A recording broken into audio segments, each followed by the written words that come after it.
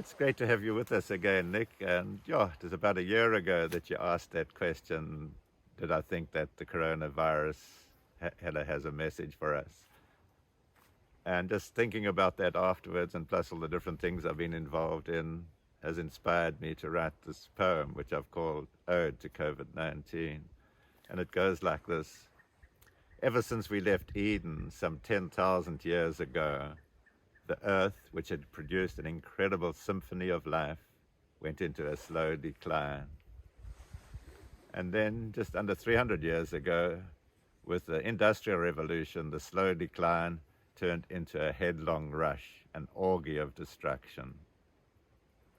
But some of us had long known that in our rush towards the precipice, it was no use slowing down. We had to stop and turn around. And these, together with those who were too poor or too isolated to be nurtured by the human machine, formed a most unlikely alliance with each other, but more importantly, with the almost lost community of life. We heeded the long-ignored advice to tear down the fences, and we did this so that wildness could return. We formed small clusters of homesteads of about a hectare each, where we planted the wild trees of the area to provide the nurturing space into which we could plant fruit trees and nut trees and herbs and bushes and shrubs to meet all our life needs. And the laughter of our children sometimes echoes the laughter of the first people who once lived and celebrated the abundance of nature, which is once more evident around us as we look at these vast grasslands that surround us, teeming with the wild herbivores, where they're roaming free, and as do the large predators, which ensure that they behave in a way that nurtures the earth.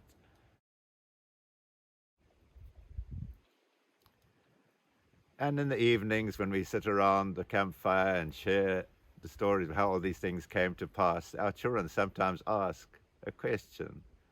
And it is this: how is it possible that before COVID-19, people didn't know that the soil can only survive if covered with forest or thriving grassland? And their question is understandable, because before COVID-19, it would have been completely beyond any imagination that it would be possible to live the way we now live. So we are grateful that something that was so engendered so much fear enabled us to know that the earth and all the diversity of life that it has produced can only survive if loved and understood. So we're grateful that we can now hear the earth welcoming us into this relationship.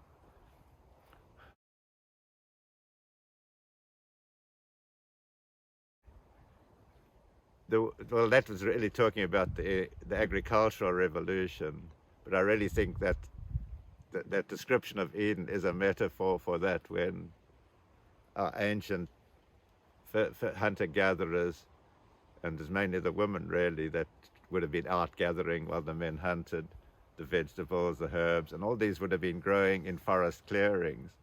And then one day they said, oh, well, let's try planting these seeds at home and see what happens, because they'd noticed that plants were regrowing, and they tried, and it worked. So then they started making gardens around their home, and then everything changed. Suddenly everything else was the enemy, because whereas before they were hunter-gatherers, other things were foraging, and they weren't seen, they were just part of the same. And now this was ours and had to be protected, and they formed fences, and then other people became a threat, and then there was conflict and war. But worse than that, it was trying to maintain a permanent, because these vegetables all grew in forest clearings. So, and that was temporary. The forest would soon close up again, and those vegetables wouldn't go. They'd have to look somewhere else.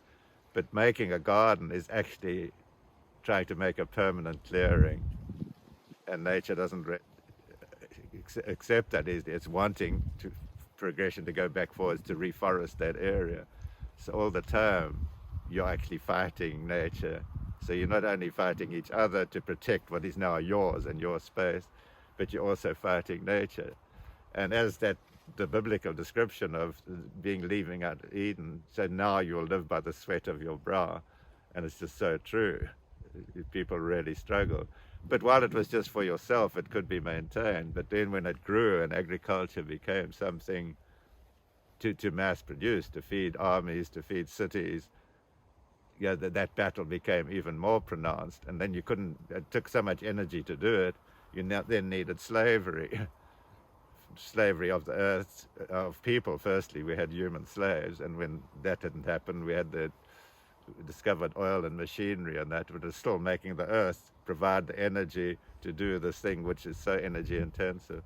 So that's what I mean about leaving Eden. It was literally leaving a relationship where we were at one with the earth, where the earth produced an abundance of what we needed in a way that ecosystem could continue to function, and disrupting it by simplifying it. And that was the slow decline. It was slow until we industrialized, and then we really scaled up, and we had machinery on that to do it. We didn't depend on human slaves anymore. We could do it on a much bigger scale, but literally destroy huge areas where the life in the soil died, and now it depends on artificial fertilizers and that.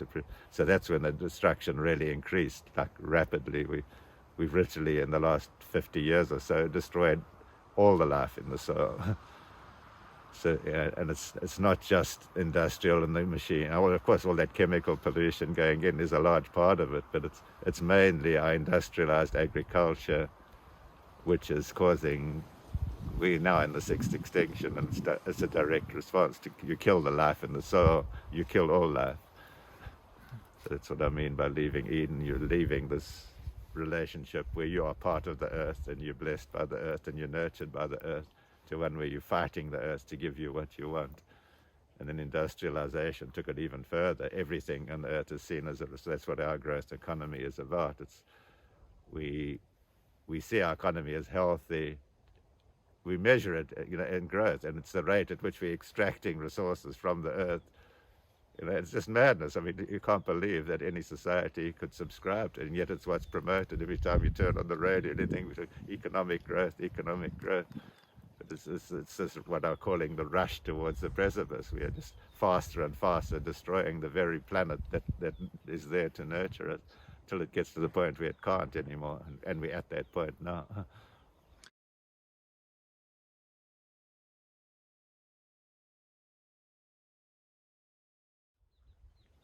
Okay, when I'm referring to that, it's going to be a minority, and it's going to be quite a small, to survive. I mean, we are literally at the moment where we're facing imminent extinction. But there's still, I feel, a chance if people farm in a way that is allowing ecosystem functionality to return. In other words, the soil to have what it needs, the diversity. And we can only really do that by either having it covered, like they say in the poem, by forest or grass, permanent vegetable cover, which is either forest or grassland, and that can be done.